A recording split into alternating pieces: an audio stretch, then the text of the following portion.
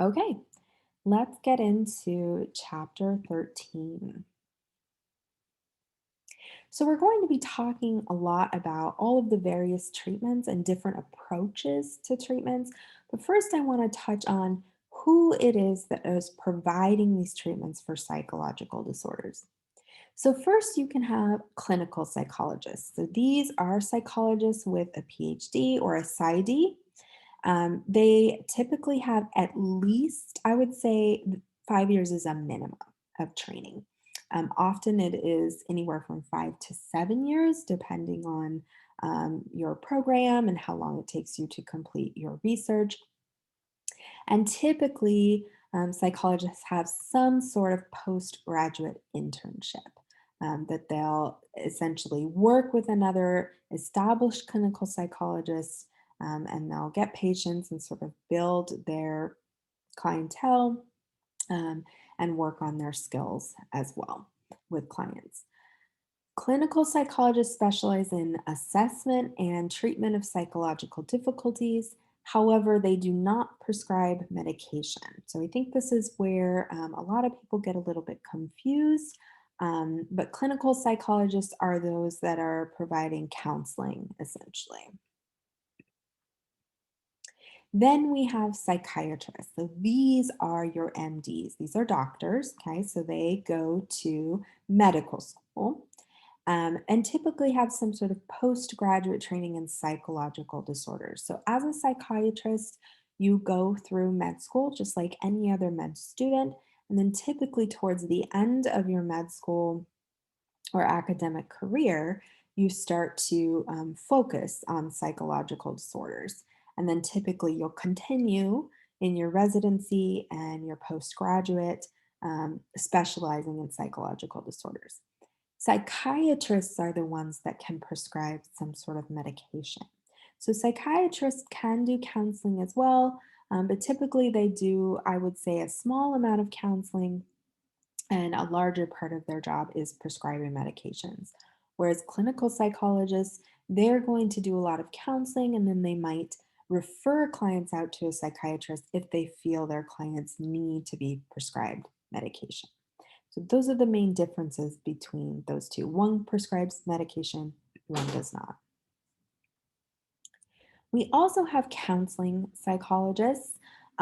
These psychologists also have a PhD or can have an EDD, which is an education, and they typically treat day-to-day adjustment problems. So they are also counseling, but they typically don't deal with your major psychological disorders, more with maybe marriage counseling, family counseling. They do deal a lot with clients with anxiety and depression, but any of the more, um, I would say, extensive psychological disorders, the clinical psychologists are going to, deal with those patients, those with schizophrenia, OCD, agoraphobia, things like that. Counseling psychologists are more what you would think of when you think of like a marriage counselor, a family counselor, a child psychologist, and things like that. We also have psychoanalysts. So these can be either MDs, so they can be a psychiatrist or a clinical psychologist, and they specialize in psychoanalysis. Okay, so they're going to do things like hypnosis um, and treatments like that. So any psychoanalytic treatments, those are our psychoanalysts, and they specialize in that area. And then we have licensed professional counselors or clinical mental health counselors. Typically, these individuals have a master's degree, so they are not going to have a PhD at this level. And they provide therapy to individuals, couples, and families, and they hold some sort of national or state certification. Um, the main difference between professional counselors and counseling psychologists, of course, is the degree. So it's a master's versus a PhD, and thus it does change slightly the cases they can take on, right? And the types of counseling they can do. And finally, we have clinical or psychiatric social workers. Again, these are individuals with a master's degree, and they specialize in training to provide therapy regarding like common family and personal problems. So, social workers are people who you think of who are working with children who maybe have been displaced from the home. These individuals a lot of times will work with individuals who have some sort of drug addiction or alcohol addiction. So, those are our clinical and psychiatric social workers. So, psychological disorders have existed for a very long time and long before there were ever any mental health professionals at all. So, psychological disorders were around. Um, as early as 1900 BC or a little before that. And we see this historically in different historical writings referring to depression and dementia. You see this written about in the Old Testament and in other different writings where they talk about being depressed. We also see a lot of writings from ancient Greece and Rome and Egypt talking about demonic possession, right? So, again, this was long before the mental health field was ever a thing. But individuals were still experiencing these psychological disorders. And because there was no way to talk about them or describe them, or diagnose individuals, right? There was no DSM-5, right? There was no book with a category and characteristics of a disorder. It was just individuals engaging in these abnormal behaviors, and so people would describe them differently, right? They would say they were possessed. Treatments would include things like exorcisms, prayer, atonement, incantations. um, People would do all sorts of things to get the demonic spirit to leave the individual's body. So that's how they explained it historically in those times, before the the mental health profession was sort of a thing. Another way they explained it was something called imbalance of the humors. So these treatments focus on bringing balance back to the body. They would use things like laxative. They would bleed individuals. I'm sure a lot of people have heard of this when someone, was sickly or ill, mentally or physically. They would often bleed the individual using leeches. This often resulted in many individuals become very ill and even dying from these different treatments. Um, but it was essentially the thought that there was some sort of imbalance in the body, and in order to bring the body back to a state of hormonal balance, they would do these various treatments. They also explained these imbalances using the lunar cycles. That's where we get the word lunatics. So they would look at different behaviors according to the moon cycles, right? So a full moon, maybe someone would act, differently because there was a full moon or because there was a waxing moon or a waning moon. So they referred to lunar cycles and attributed behaviors to those. They also had something known as wandering uterus, where the uterus had to be lured back into place. So, this was often referred to for females who maybe were experiencing some sort of psychological disorder, but they attributed this to the uterus being out of alignment in the body.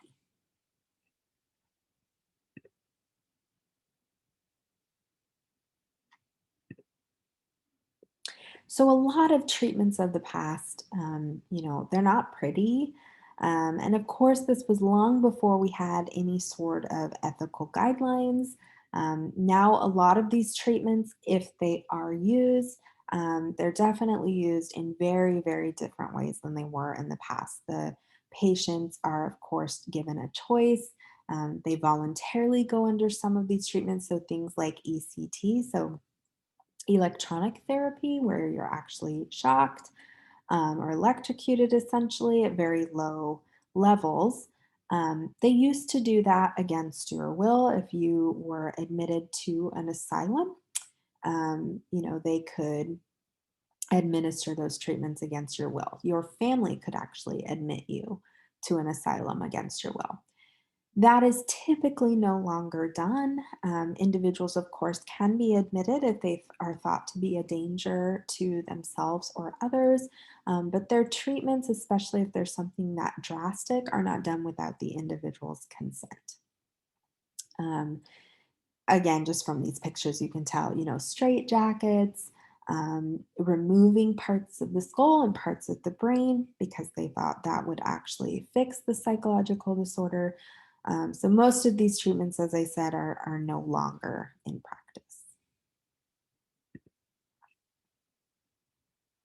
Okay, let's talk about the different approaches to treatment.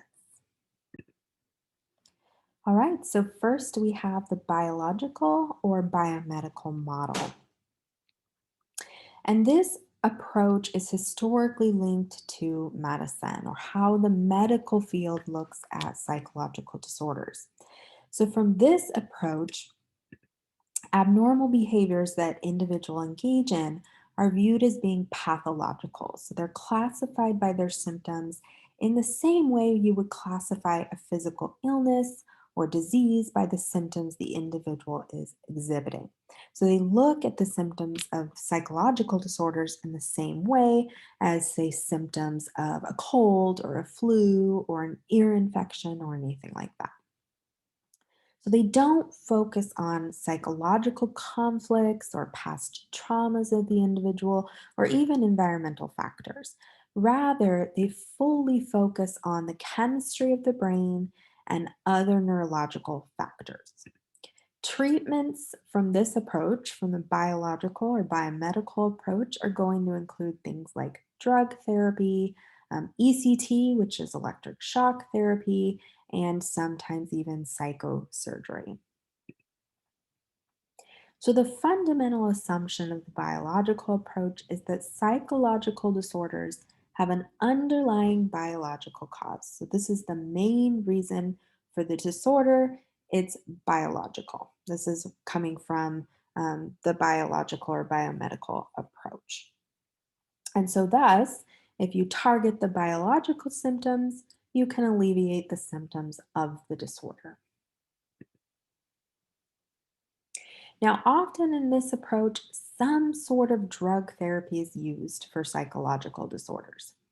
These drugs affect the biological function of the individual by altering how the neurotransmitters operate within the brain. So, these drugs can either inhibit certain neurotransmitters so they can reduce activity in the brain, or they can increase activity of certain neurotransmitters. So they increase activity of certain neurons in the brain. So, depending on the disorder, depending on the drug that is prescribed, we can either see an inhibiting or an increase in activity. Drug therapy, when used correctly, can often be a successful form of treatment for many psychological disorders, including things like depression and anxiety. But as with any other treatment, there are some downsides, which include the side effects that these drugs often cause. So, some common side effects of these drugs include things like dry mouth, dizziness, tremors. So, you'll often see these individuals shaking their hands or their feet, and sometimes even loss of muscle control. So, for example, something called tardive dyskinesia is a side effect of very long-term use of some psychotic drugs. So, this is a severe condition, and again, this often comes from long-term use of pretty intensive psychotic drugs. This condition can include repetitive involuntary movements. So it almost looks like the individual is twitching or moving. Sometimes they stick their tongue out a lot or move it around. Grimacing, rapid eye blinking, and sometimes jaw movement, where the jaw will actually sort of click side to side.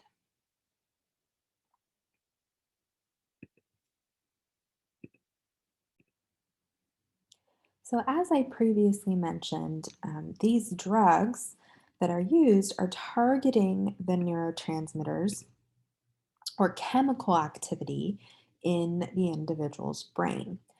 So, I'm going to give just a very brief overview of sort of neurons and neurotransmitters and how they work.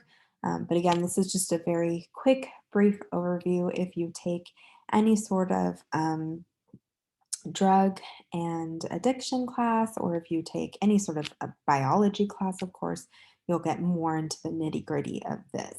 But for the purposes of this class, you just need to know the very basics. So the brain contains somewhere around 10 to the 10th neurons, which is just a complicated way of saying that there are a lot of neurons in the brain. And these neurons are the fundamental units of the brain that communicate with each other through the synapse. So, this is a small pocket of space between two cells or two neurons, and they communicate with each other through that.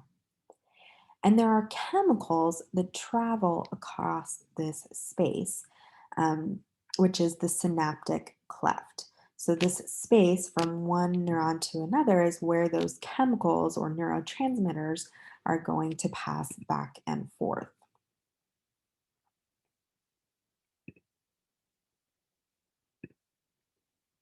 And here is kind of what this looks like. So, you have the synaptic cleft, which is the space that you see there in the middle. Okay. It's between the two neurons or two cells. So the neurotransmitters or the chemicals travel across the synaptic cleft and essentially communicate or transmit messages from one neuron to the other. And those messages are often then passed from neurons to the muscles of the body. Now, each neurotransmitter attaches to different receptors. So, those are those little pink receptors you see there on the bottom cell or the postsynaptic cell. Um, so, dopamine would attach to dopamine receptors specifically. So, each different neurotransmitter has a specific receptor that it can attach to once it travels across the synaptic cleft.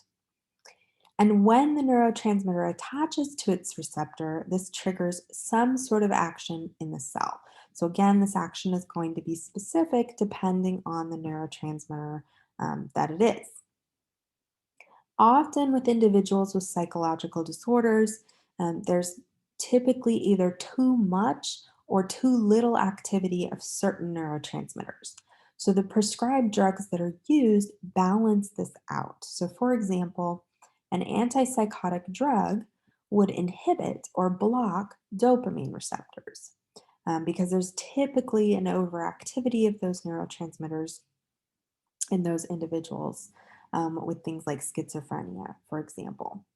Whereas antidepressant drugs would allow a rise in activity of norepinephrine neurotransmitters. So, individuals with depression or anxiety often have low activity of those neurotransmitters. So, that is what the drugs or drug therapy is used to do. It's to balance out the activity of neurotransmitters in the individual's brain.